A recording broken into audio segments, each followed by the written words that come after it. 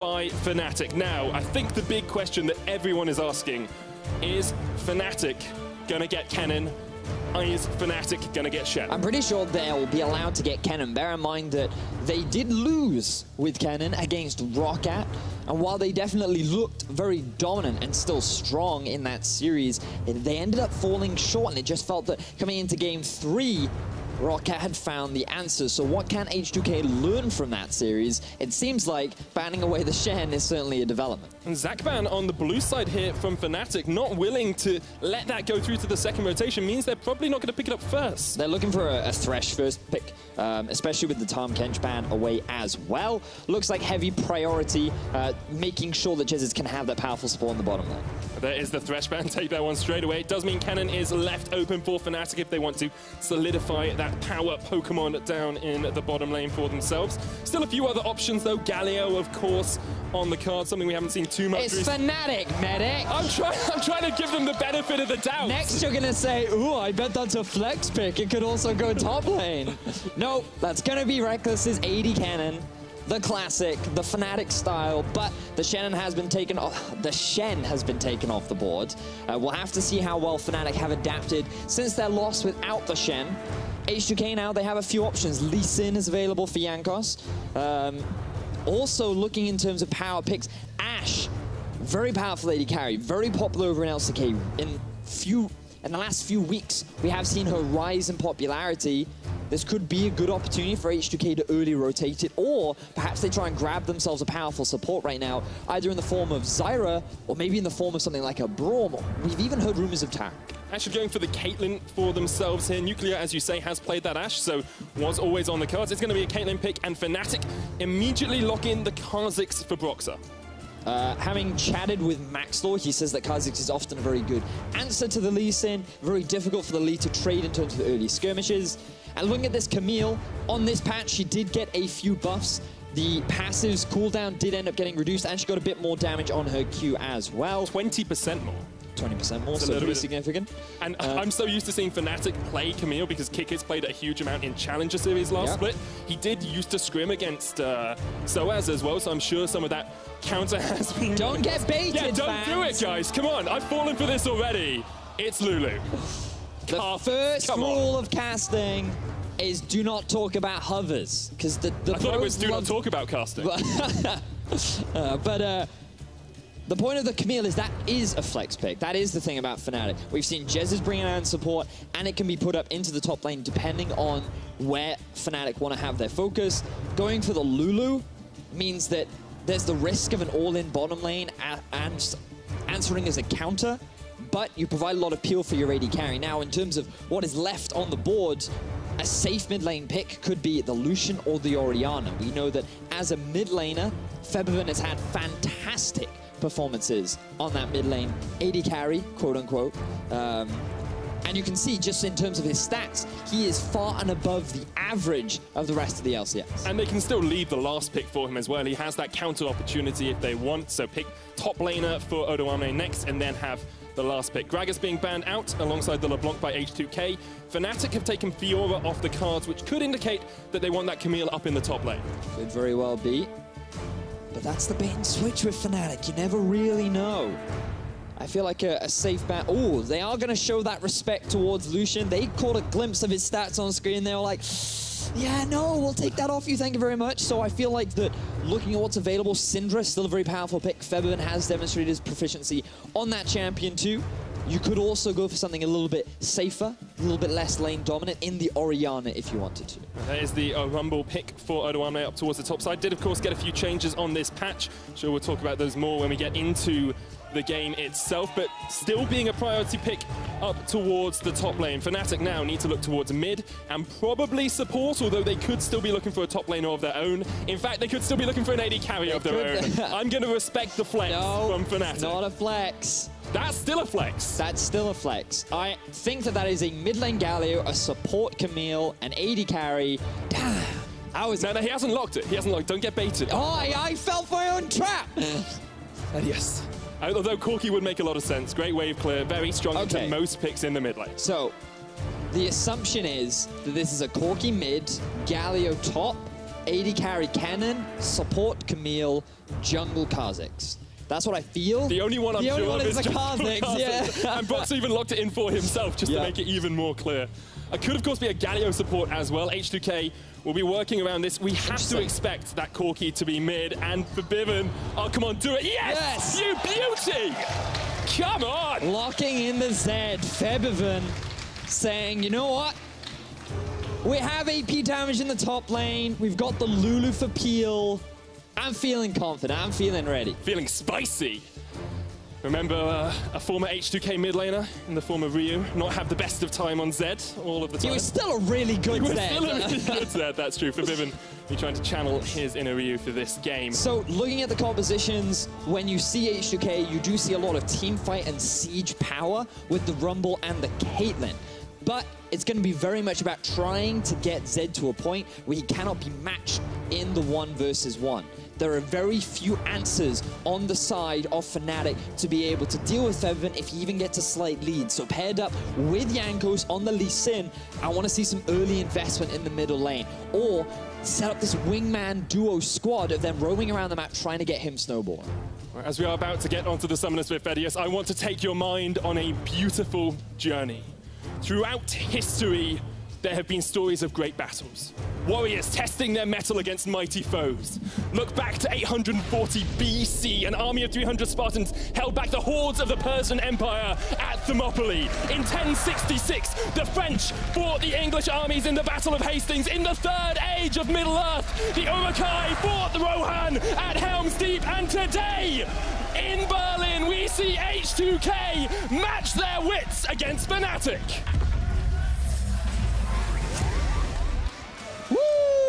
It's going to be fun. It is going to be fun. It's going to be a great game as we get onto the Summoners with Fnatic going for a composition that has worked for them time and time again.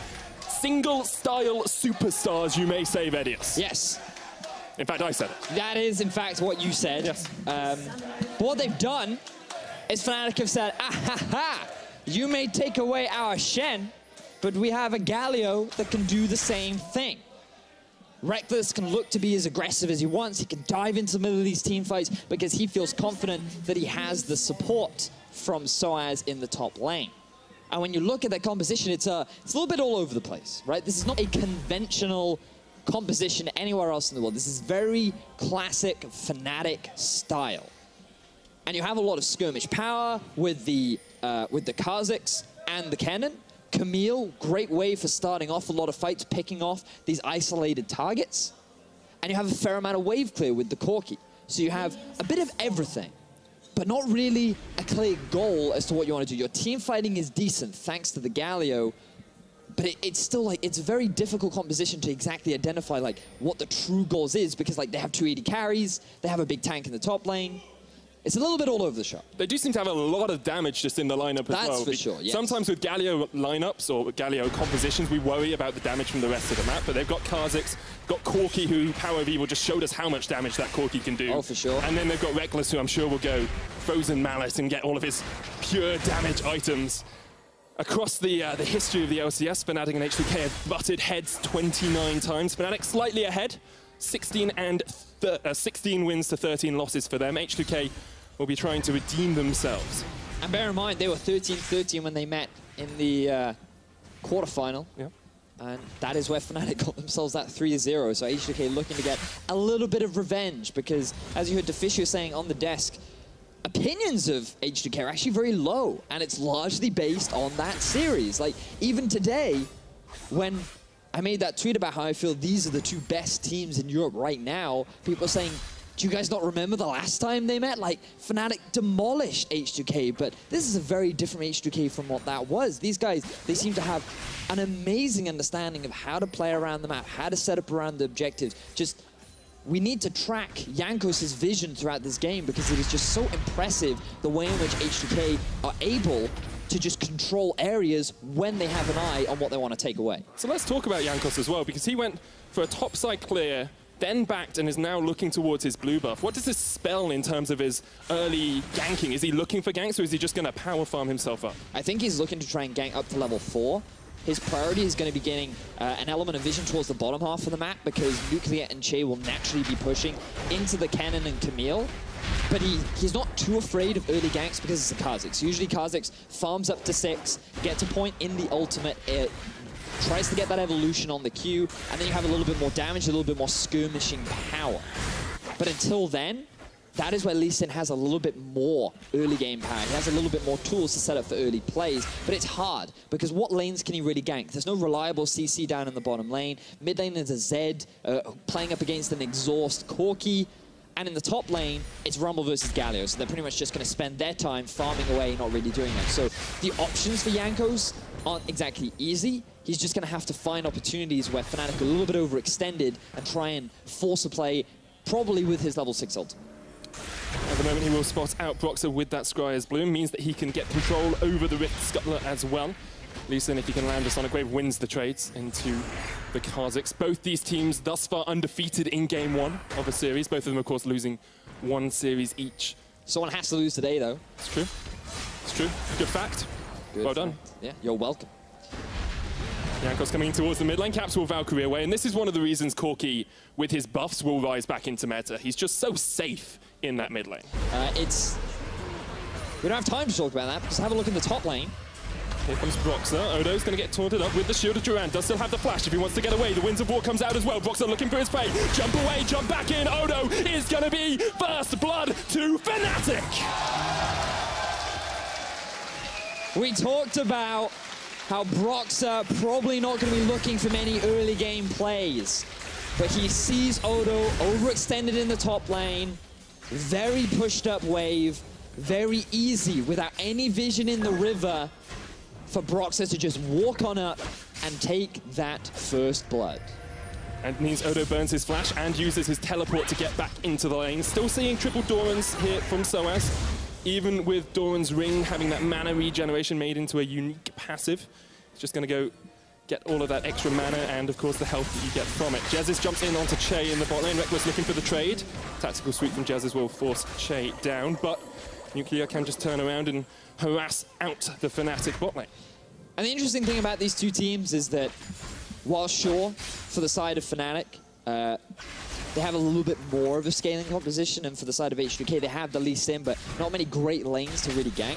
These are two of the most active teams in terms of the early game, and for Broxah, he is heavily involved in a lot of the first bloods that Fnatic are able to get. This dude is a big contributing factor to the early game success that we often see from Fnatic, and you can see from the drop down, 70% first blood participation for Broxah. Second among junglers in Europe, and Jankos, for H2K, he doesn't really have the same reputation he used to have of being the first blood king. Yeah, he's lost that moniker across this split. In 4th position, just sitting behind 3 other people, that's what 4th position means. Yes. But yeah, Jankos really hasn't had the impact in the early game that he perhaps had in previous splits, and maybe that's why people are underestimating H2K to a degree as well. You have to remember, H2K have only lost to Unicorns of Love thus far this split, a very strong team, and you look at the other side, Fnatic lost to Roccat, G2 have lost 2 series. They are challenging for that top spot, and they need to prove it over these next few weeks of intergroup play. This is their chance to shine as the best or one of the best teams in Europe. Well, Jankos trying to get a bit of revenge on the Broxah. Yeah, that's a golf clap there, guys. Well done. But look, Jankos now has control over the jungle because bot lane is pushing, Caps has gone back to base. This gives the freedom for Jankos to get a bit of deep vision down, and with the level advantage Jankos has over his jungle counterpart, he can freely look to continue with his aggression. I think he got that. He did. Look at that, he even raised his arm in triumph as well on the little cap. It's like, yeah, guys, come on. Small victories, they matter. Let's talk about this mid lane as well, though, Vedius, because it's Caps into Febiven. It's a matchup for the ages. 2 of the strongest mid laners in Europe, and Febiven has gone for a champion that is known to be able to make these outplays. Can he do that into Caps? Let's not forget that Febiven really made a name for himself on this champion. This is where he earned the reputation of becoming the God Slayer. He solo killed Faker twice on Zed, so this is a bit of a famous, well-known champion for him, and he has for a long time been considered one of the best mid laners in Europe. Ever since there's this big meme, you know, like between us cast being like, oh, are we going to get 2015 Febiven back? But even in the beginning of 2017, he was still looking good. Upon joining H2K, things seemed to be changing for him. He was a really big contributing factor. And for Caps, he has come into his own this split. He seems to have grown a lot. He seems to realize that it's not his job to be able to carry every game. And since he's stopped trying so hard to be a carry, that's resulted in him being a massive carry, right? Like, he's just been so much more reserved. He's shown so much more respect towards his opponent. And both of them have demonstrated time and time again their just ability to mechanically outplay their opponent. Febiven getting multiple solo kills down onto Exile, Caps being able to outplay Perks once again. These two really coming into their own. Yeah, and they actually rated first and second in a lot of the key statistics for mid lane as well. Gold difference first and second, damage per minute first and second, and damage efficiency first and second. And what we mean by damage efficiency is some teams like to give their gold towards a certain member, so Fnatic tend to give it towards Rekkles, and when that gold goes on that member, you expect them to do more damage for the amount of gold they get. Damage efficiency rates how much damage are they doing for each bit of gold that they are acquiring. Yep, and usually when you have a lot of gold, you're expected to do more damage. You can see that for both these mid laners, it's pretty good. It's pretty high, both first and second, very efficient values, and these guys know exactly what to do with their gold. So a lot of high praise needs to be given to these two mid laners, and there's a large part as to why I do think that these two teams are the strongest in Europe right now. So as we transition towards the 10-minute mark, this is where I want to start seeing a little bit more action on the side of H2K. You can see that Febiven working towards what will likely be a very early Ghostblade. Lee Sin already completed the Warriors enchant. Let's see if we can get this Zed snowball. Let's see if we can get to a point where he can move off into a side lane and can start causing pressure for the side of Fnatic. As you say, 10 minutes in, only 600 gold between the two teams. Chei coming up towards mid here just to try and get some vision control. It is only a Cloud Drake. We are not as blessed as Quickshot and Stress with their Dragon priorities, all the Infernals and Mountains that they could have. It's probably the EU LCS's Infernal quota done for the week already. Or for the split. Could also be the split. Hopefully not. We got as much as I like Cloud Drakes, I don't want to see more of them. I do like Cloud Drakes. Give it, like here, an Infernal, you'd have Lee Sin fighting over it. It is hot enough Corki outside, thank you very much. I could really do with a brisk breeze. That's just because you're standing next to me. Anyway, Caps in the mid lane, just going to clear out vision for himself. You even got enough applause for that. Thank you all. Odo's just pushing up towards the top here as well. Something we haven't talked about too much is that top lane matchup. Galio, Winds of War, can just push the lane, but Odo seems to be the one with the push potential and push priority in that lane. So notice that Galio is still stacking Doran's rings, and on this patch, you can no longer stack the passes where you get mana back. However, it still gives you a base value of AP, which just synergizes nicely with Galio's Q. So he has a lot of pushing power. It still synergizes well with his lane. And to be honest, Galio, he's never really been a champion that suffered with mana issues, unlike someone like a Gragas, who may very well fall slightly out of the meta in the next few weeks. But let's see if Jankos... Jump onto Broxah. That was a superb ultimate from Broxah to get himself away. Very, very smooth. He knew exactly what was coming. He was going to get kicked into Febiven, who was likely going to squash him. But with the quick reflexes, Broxah able to slide his way out and is able to steal away the Raptors too. So definitely a bang for your buck right there, as Jankos continues to control the bottom half of the jungle. But the thing is, Jankos has had good control over vision and is getting some deep wards into this red side jungle. Fnatic have good vision in the river, so they know Jankos is here, and you can see how safe they play because of it. Febiven actually takes the bad side of a trade there against Caps. Yep. Very, very rough in the middle lane. Is that what's expected to happen there? In terms of this mid lane matchup, it's a very skill shot dependent matchup that we might have to be careful of as a TP happens down bottom. Double TP is going to come in. There is the Hexagon who makes Nuclear looking for the trade. Rekkles puts the slicing master down, so is the Joy the Favour. Here comes the equalizer. What can H2K do to turn this one around? Rekkles burning down. Nuclear and Chei have escaped. sOAZ looking for the re-engage. Corki's on his way down, but cannot get there in time. Jesiz jumps in, regrets it straight away, and jumps straight on out. So you can see Fnatic tried to make a play happen down bottom. They don't have the Shen ultimate like they typically do, so instead they have a TP deep within the lane, with which they use to try and get a flank behind H2K. But the fight very well may not be over, as Febiven just pops it to clear out the ward. So what we saw from that play was Fnatic trying to be proactive in the bottom lane. They know that that tower is going to go down, so they try and get themselves a kill so they can get themselves a little bit more control back in what is a losing lane. But unfortunately for them, they just don't have the damage to kill Nuclear. And with the arrival of Odo, they know that they're safe as Jankos makes his way to the bottom lane. He's looking for the kill here. Will jump across the wall and actually going to get caught out by Rekkles. Stunned up as well as Broxah jumps in. That's a dead Jankos. No escape for him. Fnatic secure their second kill of the game. Broxah's looking for more. sOAZ jumps forward with the Justice Punch. Gets the flash, double taunt. Rekkles there as well. Nuclear just about surviving, but not for long enough. sOAZ will fall as well. They're going to dive onto Chei. Here comes Jesiz, and here is the rest of Fnatic. 3 kills to 1 for them. And this was the play that Fnatic wanted to make happen down in the bottom lane. 3 very swift kills going in the favor of Fnatic as a brief pause comes out down in the bottom lane. Well, he paused it on a high, at least, for Fnatic. Yes. H2K perhaps have a slight moment just to regain their composure. We're going to have a look at that play once again in just a second. Before they do, Vedius, I want you to look at it and tell me just one thing. Did H2K stay around for too long? Ooh, that's an excellent question. I feel like that they were in a prime position to be able to take that tower. It was only a few hits away.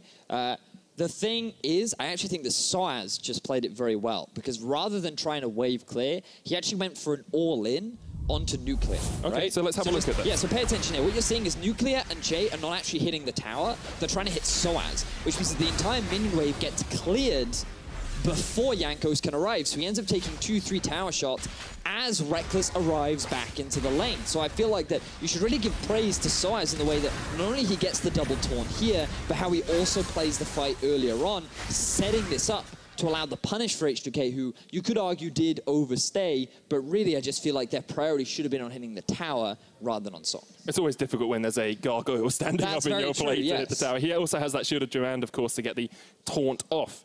Fnatic taking an early lead here, 4 kills to 1 up. What's their next aim? What's their next objective here? Are they just looking for this bot lane tower and then they'll back away, or is this the start of a snowball for Fnatic? Well, this is a really good situation for Fnatic to be in, because remember that they invest a lot of resources into Rekkles. They often play around him in the bottom half of the map. Right? So once he gets ahead, then they start using him to siege onto other towers, and because of the utility that he provides, they can actually start making things happen around the map before Febiven can get to a point where he is unkillable and unstoppable. So what they'll now do is they'll take the bottom tier 1, likely that they'll just ignore the Cloud Drake. They realize that their bot tower is going down, so they want to try and get ahead on the play. They want to try and get that tempo advantage by moving Rekkles and Jesiz up to the top side, and then they can start hitting onto that tier 1 in the top lane. The thing is for H2K is they'll probably match it, and you'll end up having a little bit more of a slow lane, but now because of the gold advantage that Fnatic have, they can feel more confident about trying to force a play, especially if Caps utilizes that package and looks for a roam up top. Broxah was just working his way through a mouse-related issue there.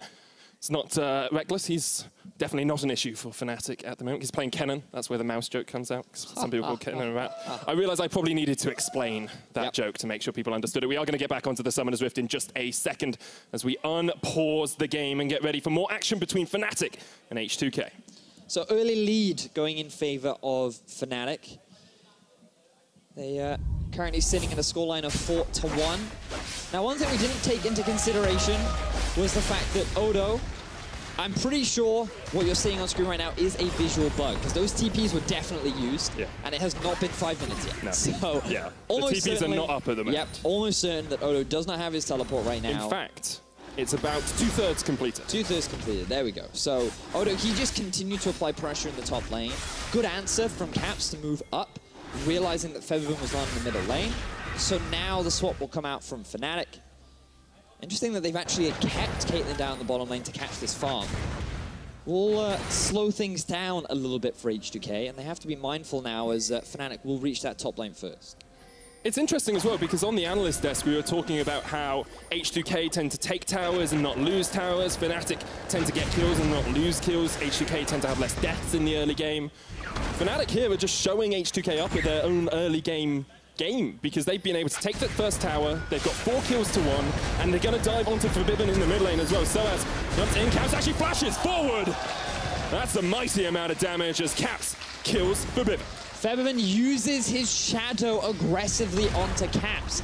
He does not realize that sOAZ is lying in wait right next to him. Therefore, he has to back away. Double buff mid laner. chasing down onto Febiven, using the big rocket to secure that last kill, will result in a mid lane tower going in the favor of Fnatic. Fnatic actually going to clear out all of those outer turrets now. 3 towers to 1 in their favor. They are 4,000 gold ahead of H2K, and they're going to go for the Rift Herald as well, looking for more towers if they can get it. Broxah has been spotted on a ward here if H2K want to try and contest. Looks like Jankos doesn't want to as he's over by his wolves. And Fnatic just demonstrating time and time again how effective they are at being able to not only utilize the classic Fnatic comp, but also their ability to get an early lead and effectively snowball it. The solo lane kill was a bit of icing on the cake and has allowed Caps to get a 15-minute Trinity Force, which is resulting in a fair amount of damage. Oh, Jankos goes in, Caps Valkyries away. The call of the queue for Jankos there. They do stop the Rift Herald there. Broxah was forced off. I mean, there's always a bright side, right? I mean, you just lose 3 towers. You do get 1 in return down the bottom lane. At the moment, H2K needs to try and come out of this cage that Fnatic have locked them in. They'll be looking just fine if they can do it. They'll be Mr. Brightside indeed. Fnatic just going to continue to gain vision control around this river. And this is something we talked about a lot when we were discussing how this game was going to go when we were hypothesizing Vedius. We said single style superstars for Fnatic. They are playing the same style once again with not too many changes. And it's working for them thus far. Jesiz is going to jump in. Hexagon Ultimatum onto Febiven. Jankos misses the tubing. He's going to jump the wall. They're going in for Caps. Exhaust down on Febiven. Deathmark will proc. sOAZ joins the fray. Here's the TP in though. Odo caught out. Gets the equalizer down. Gets 1 kill for himself. Look at sOAZ though onto Chei. Onto Jankos doing so much work. Nuclear's not here yet. sOAZ might continue to chase in. Winds of War. Jesiz jumps. Wild Growth comes out. Polymorph as well. H2K settled for the 1-for-1 trade, but Fnatic have not settled yet. sOAZ wants to stop the backs. Here comes the Justice Punch, and here comes the Justice for them. Slicing Maelstrom over all of H2K. Absolutely decimate them. Nuclear's atomized, and Chei is the only one to run away. Fnatic dismantle H2K, picking up 4 clean kills and a tier 2 tower in the top lane. Fantastic play, fantastic execution, and a fantastic lead for Fnatic as they are now 6,500 gold lead over H2K. I have to say, I did not expect Fnatic to be able to snowball it this hard. I knew if they got an early advantage, they play straight into their favor, but the way they have played this game has been sublime. And it just comes back to the vision, right? Look at all this deep warding that Fnatic have over H2K's jungle. I was praising H2K for their ability to ward early on in the game, but you can just see how Fnatic can do just the same. H2K tried to respond in a 4v5 fight without their AD carry, and you think at this point, as your H2K, we're fine. We can just disengage. They're not going to dive us. It's not a problem. sOAZ, though, is like, I'm a Galio. I'm tougher than a tower is. I'm going to go in and then Pikachu, I choose you. Multi-man Thunder onto multiple members of H2K as Rekkles just cleans up the fight and allows Broxah to get 1-2. Yeah, sometimes you got to give kills to your jungler, you know, just let them do a little bit. But look at these damage stacks. Nuclear, even though he wasn't in the fight for such a long time, had the most damage of any member of H2K. And once again, Fnatic start up the Rift Herald for themselves. I've said it time and time again, they're single-style superstars, but if it's working, why change it? And you can see now how ineffective this Zed is being, because he's not been allowed to get to his core item build. He's not being allowed to move off into a side lane to go for these 1v1s. Fnatic are finding a lot of 4v4s, 5v5s, forcing H2K to fight before they're really ready. Caitlyn doesn't have her item spike. Zed is not a really effective team fighter. And yes, you have the Rumble, but Rumble is so far behind that his contribution is not significant enough to sway things in the favor of H2K. H2K have the opportunity to take a 5v4 fight here if they pull the trigger. They haven't done it. Rekkles was off in the top lane, pushing up the waves once again, something we've seen time and time again from Fnatic. And H2K have just been rocked to their very core by this Fnatic lineup. We said they're a team that does all things well, but at the moment you need someone to do something great. And H2K have yet to show us that. Yeah. Unfortunately, it's almost becoming a repetition for H2K, right? Expectations from us here on the analyst desk, the casters, it's always we have a lot of hopes for H2K. Like, you go back and you watch their VODs and you're like, these guys are doing everything right. Like, sure, they threw a Baron, but that wasn't necessarily the throw at Baron. It was just the way in which, under high pressure situations, I do feel like H2K collapse. Their communication breaks down, and they're not very good at reacting in the moment, whereas Fnatic, they thrive in chaos. Jesiz is going to jump straight on his caps as well. There's just nothing you can do as an AD carry. Nope. Arguably, a little overextended, don't have enough vision, playing against the Galio, but you can also look at it from the bright side for Fnatic, where they found a great pick in the middle lane. Now they're poised to take a Baron if they want. The thing I love actually as well about the Fnatic lineup is because Camille can use Hextech Ultimatum, even if someone has flash, can't get away. Here's the equalizer down, Jankos is going to get taken low, Jesiz there as well. Joined from the side of the fight, Febiven is there. Now Fnatic get one death, H2K pick up a kill, as Fnatic tried to push for that second tower. Now bear in mind, without the Galio ulti being there to keep Jesiz alive, and without the ultimate available from Jesiz either, that was a good response from H2K, finding themselves a pick. Fnatic, they got a little bit too overzealous. They stayed a little bit too long, did not respect the picking power and the position that H2K were in to be able to get themselves a return kill, which did result in the loss of Jeziz's life. And now H2K, they're poised to take down this mid-tier 1. Caps and Broxah are hanging around to try and defend. Febiven will tank up a couple of tower shots. sOAZ, once again, as soon as he flanks, H2K have to retreat. They just can't fight up against this massive gargoyle. A 7,000 gold lead for them still. And this Fnatic looks so different to the Fnatic we saw last week. It's strange that they can have basically the same composition, but be able to enact it so much better this week. And you can see here, once the minion wave is gone, Jesiz should really have been underneath the tower. Jankos even kicks away Broxah just to secure that the damage is gone. And Odo zones the 3 members away so they can't help Jesiz as he's stuck between a rock and a hard place. So, a little unfortunate there for Jesiz, but H2K, they are able to find something back. But backtracking to what you said, I feel like something we have to recognize is that in Game 1 versus Roccat, it did look very classic Fnatic, right? Like, it was very convincing. And in Game 2, I think the biggest criticism I had was that they were just a little bit too afraid to pull the trigger. They showed too much respect to their opponent. They got a really good early lead, and then they didn't properly use it. And now what we're seeing is they still have that respect, but they are not afraid to pull the trigger. They are just moving forward all the time, and they are not taking their foot off that pedal. And because they have multiple sources that can pull the trigger as well. Last week, Jesiz was playing Zyra for a couple of those games, and that meant that he wasn't able to be an engaged tool, whereas here he's got the Camille, got the Hextech Ultimatum, which guarantees a Galio ult, basically. It makes it a lot easiasier for you. Fnatic will pull the Rift Arrow down towards the bottom lane. It's going to be there. It's a big chunk. That's a lot of damage coming out. I think that may have been an auto attack or something as well. I was going to say crit from Caps, but he wasn't even there, so it probably wasn't. Nope. Still a big chunk. Fnatic going to push towards the inhibitor in this bottom lane. They've got Caps splitting towards mid, and H2K are trying to anti-siege. Harold jumps in once again. There's a bit of damage coming out. sOAZ onto Jankos. Caps has joined the fray as well, but H2K for the time being will be able to defend. Can they defend the next wave as Fnatic push forward once again? Febiven off towards the side, onto Jesiz. Caps just trying to get those Sheen procs down. Fnatic will retreat for the time being. They did get about half that tower's health. So Fnatic now lead 6 towers to 1. Their pressure has been unrelenting. I'm a little surprised that they haven't looked to play around the Baron. They've actually gone for the towers, simply using pressure from the side lanes. And I just, again, want to emphasize, look at the vision here from Fnatic. Top side of the map, you can see 3 wards littered around the top jungle.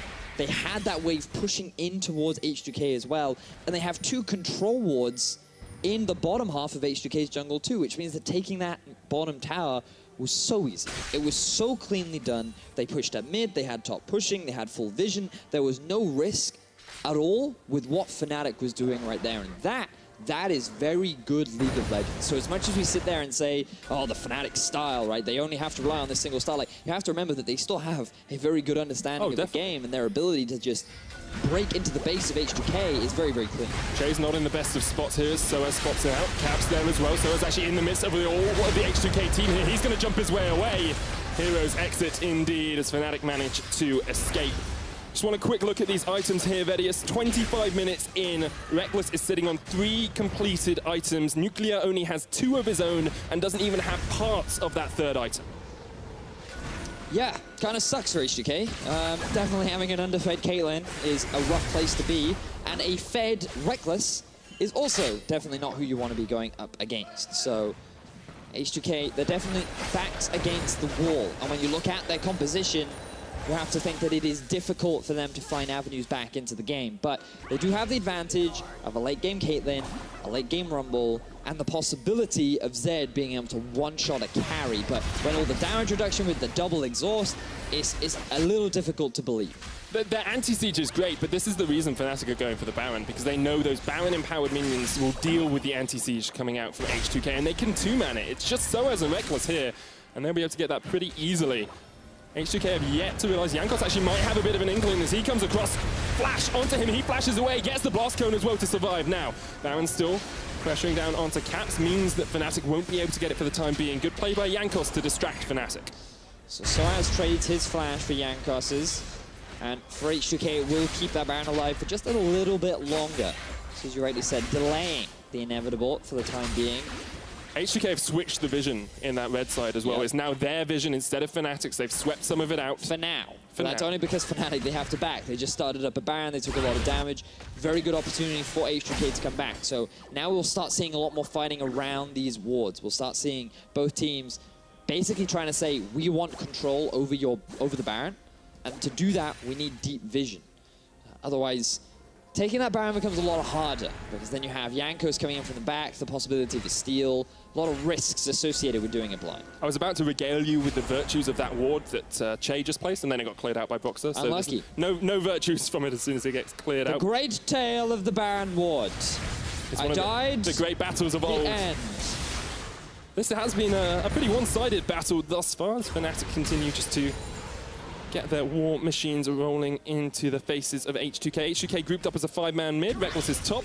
See sOAZ splitting down towards the bottom side. The classic 1-3-1 from Fnatic. H2K will play around this Baron. If they can clear out vision, perhaps they can pull Fnatic into having to face check it. Now I can confirm that Odo's TP is in fact up, which is always good. He should really be moving down to the bottom side to catch that wave. But Fnatic, they're applying pressure now in both bot lane and I believe in top 2. Without seeing the wave, I do think that that is actually slow pushing in favor of... it's actually slow pushing in favor of H2K, but there's still a tower there. Remember that 6-1 tower lead in favor of Fnatic. So they may very well go for their second dragon of the game. You can see very low priority on the Cloud Drake, as it is 27 minutes into the game at this point. Misfits had already claimed 4 dragons. So slight shift in priority depending on the Drake. I've been realizing more and more, Vedius, how my life outside of League of Legends is reflected in my life in League of Legends. Because I've been watching Game of Thrones, building up to Season 7, of course, which is coming out relatively soon. And yeah, I realized how much EU LCS is like a Game of Thrones at the moment. Really? As soon as we get a king, as soon as G2 rise to the front, stabbed in the back. As soon as Fnatic rise to the front, beaten by Rocket. As soon as UOL rise to the front, stabbed in the back as well. It's just time after time, whoever is king, I wouldn't want to sit on that throne. So basically what you're saying is that whoever leads in European LCS is next on the chopping block. They are the Starks. They are the Starks. Oh, spoilers, sorry guys. Oops. Anyway, H2K going to get vision around this Baron once again. Rekkles actually might be looking to blast cone over here. Jesiz is on his way as well. They might catch out Chei because Chei does not realize this. Jumps across. Jesiz is going to jump in. Here's the TP as well. The setup from Fnatic is absolutely gorgeous. Chei's dead. Rekkles is dominating and Fnatic are 11-3 up. Always comes back to the vision. Look at the wards that Fnatic have in H2K's jungle. Chei is warding alone. Where's your ward, buddy? You need that wingman when trying to claim control. And without it, that means you lose your support, it means you lose your wards, and you could very well lose the Baron if you're H2K. Jankos no longer the first blood king, might be looking for a smite steal, gets caught up in the slicing. Maelstrom though kicks them away. Is he gonna jump the wall? Not today, save Fnatic. Equalizer does come down, but Broxah still has smite, should be an easy enough secure for him. There we go. Fnatic looking for a bit more of a chase. Nucleus down to half, has to flash. Odo flashes the wall, but straight into Caps' face. Caps says, hello Odo, I want this fight. Looking for the clap. Odo goes golden, but not for long as Fnatic Fnatic clean up the fight. Fnatic get themselves the Baron, they get themselves the kills, and they get the cheers of the crowd as they now have everything that they need to walk into the base of H2K. This is exactly the Fnatic that their fans wanted to see. Absolutely devastating, absolutely dominating, and they're looking for the win. H2K backs against the walls. Very early on, Fnatic had control. They did not let go of it, and they're going to take game one. They're looking for the Nexus Towers. Febiven is here trying to sway them. Chei up as well as Jankos, but the Nexus Towers have just fallen. Fnatic say, what's the king to a god? They're going to reign supreme once again as they take game one over H2K.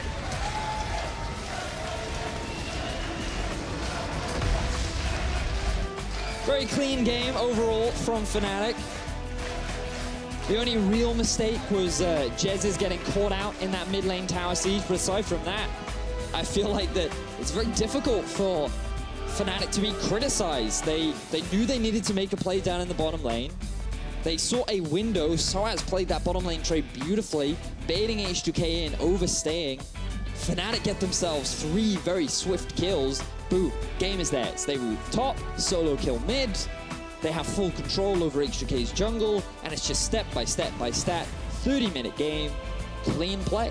15 kills to 3 at the end of the game as well. Not much they gave away at all throughout that entire game one. And you can see H2K and Prolly debating what you do here. Like, how can you take this style away from Fnatic? Is it just too ingrained in their blood? Fnatic do get off to a great start in the series with a powerful performance. Tell us more about their win, Shox. Well, yeah, I would love to know it. He's got that look in his eye, probably. Blaming someone for this pick and ban face. Like, Nuclear, was that you? You gave them Kennen? He's like, and he can't believe what Fnatic drafted and how they played. Like, skirmished well early. What team is this? Broxah gang top lane, level 4. I've never seen that before. Please, all right. Let's talk about the picks and bans and on a more serious note, because now it's all good and easy to say, well, obviously it was bad. But Henning, what did you think when you saw the picks come out? I know the Galio was a big point of contention between you guys. Yeah, Fnatic pretty much got what they wanted here across the board. I mean, Shen got banned out, but other than that, Fnatic really... I mean, this is what they wanted. I think Lee Sin was a good pick for Jankos. He was trying to set up for some good plays early, so if it could have got Snowballing there, that could have been a potential way for H2K to come back, but in the end, Fnatic just played their style. How do you think, in H2K's mind, did the Zed fit into their composition, or did it fit into their game plan?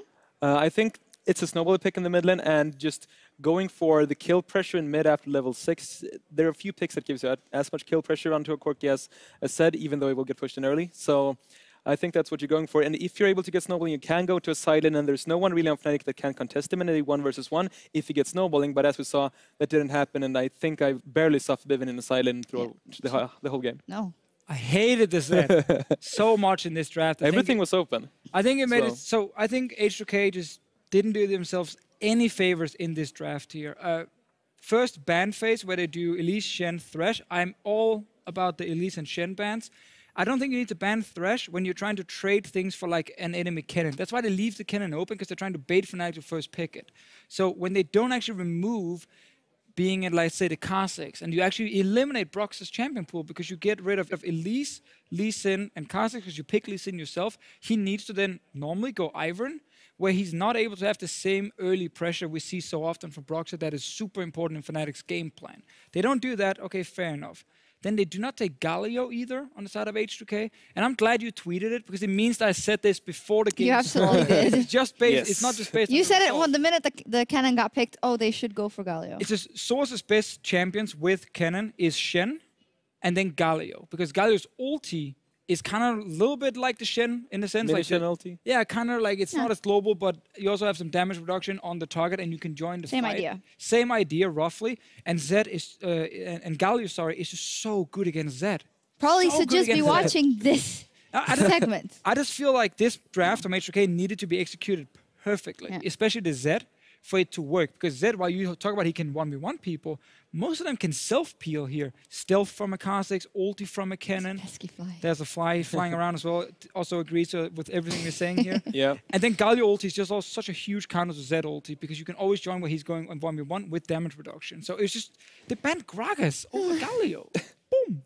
I was just going to mention that post-nerf on Doran's Ring, Gragas, top lane really nerfed, so banning that out when Kha'Zix was already picked, so like targeting top lane Gragas over Galio, that's so weird. And Corki also worked out really well for Fnatic here, gotta say that. Well, it did. It worked out great in the Yeah. end. And then you think, all right, as you say, maybe if they play the composition absolutely to a T, that'll all work out and the Z will start snowballing and that'll all be great. But it went all Fnatic's way, and it went typically Fnatic's way as well, as we've seen it in so many of these games. So let's take a look at the very first replay where in the bottom lane, and it's almost announced that they're gonna come and do this, right, Fnatic? And it happens. Yeah, I think when Jankos jumps in here, he thinks that Rekkles and Jesiz has gone top lane to lane swap, but they show up here in the bottom lane and just bursts down Jankos immediately. After this, Fnatic also gets first tower with a good flash from sOAZ here and a 3k gold lead as soon as this fight's over. And this is just my favorite thing about Fnatic is they play these really mobile champions, and they're just so good at playing these skirmishes in the early to mid game. When you make one mistake against them, you can just see how every single member there is on the same page. We're going to dive forward. We're going to go for these kills. We know the range we can close, you know, with Camille E, with jumps in, a flash from Galio with Taunton. They execute that so well right after that little jump in from Jankos. And then the game is basically just Fnatic's because their composition is already better, and that perfect execution from H2K, it's gone. Yeah, and then they have their foot on the gas pedal and they don't let up. This is what Fnatic does when they get that advantage, Henning. They just keep making those plays and they keep making those engages. Yeah, they're so good at forcing the fights. They just give them a little finger and they'll take the whole hand. I mean, you can make things happen out of nothing. As I think we have another replay coming up here, as they just keep doing the same thing later on towards the game. Here we see how good of a champion Camille is into set as well. We know Febiven on this set has so much mobility, but when you have the Hextech ultimatum on top of you, there's not much you can do, and sOAZ coming in on the Galio to counter out this set ulti as well. And this is just like in the quarterfinal in spring, where now, if you look at the minimap, you can actually see Caitlyn wasn't even nearby. She was running from base, and H2K still opted into this fight after Febiven had actually already disengaged. He got out, he was somewhat safe. Yep. They didn't have to go for the TP with Odoamne, but H2K as a team, they just really struggle with their communication when it's very hectic games. And they gotta make, you know, decisive moves. They don't then say, stop guys, wait, we don't actually need to TP here. Cancel TP, get out, Caitlyn is not there. They fully commit and they lose another fight and they just get further behind. Snap decision-making seems to be a problem. Right. And Henning, before the game, you said, well, if there's any team that I trust in to have prepared something and to have Fnatic figured out if they go for the same plan, it's H2K. So how kind of heartbreaking must it be for them that they're losing exactly the same way that they did some months ago in the playoffs when actually it should be a totally different match? Yeah, they knew exactly what was coming. I think that they showed that they had some sort of a plan in the early game. We did see the bottom lane tower taking a lot of damage, so the Lulu and the Caitlyn a good pushing lane, but also was going to scale well into the later game. So if we're able to get first tower there with a push, then maybe lane swap top and just avoid the dual lane of Rekkles and Jesiz, eventually that's going to be able to be a good dual lane in the later stages, but got punished there when they tried to go for the tower. Yeah, that's the tough thing. Like, we could see the idea they were trying to do with the draft, you know, put Lulu Kate mid to push in mid, have Zed trying to get a 1v1 side lane away from the Galio, so he couldn't join with ulti. But it's just so hard to execute that draft. Well, yeah, and my question maybe is, we're like tunneling on, oh, it's exactly the same thing that they fall to, but is it maybe Fnatic that is just better than they were even then? And or H2K knew that they could beat them if they were at the same level that they were 2 months ago. I mean, it might just be exactly as 2 months ago, where it just seems like Fnatic, their play style is just extremely good against H2K specifically as a team. Because again, Fnatic shot calling in these early to mid game fights is very clean. They know exactly what to do and they're all on the same page. And H2K seems to just be so hectic. And they end up then committing to things they didn't actually want to commit to. They get lost in a bad fight or a bad gank, and they just fall really far behind. You changing your vote yet? I mean, after watching this, I almost have to go for Fnatic, but I really believe H2K can bring this back and maybe go 3 games, but it's going to be a different kind of draft. Yeah, let's hope so. Let's see H2K bring out some adaptations, so hopefully we get 3 fantastic games. But for now, Fnatic, they are 1 win away from taking down H2K, and Game 2 is right around the corner.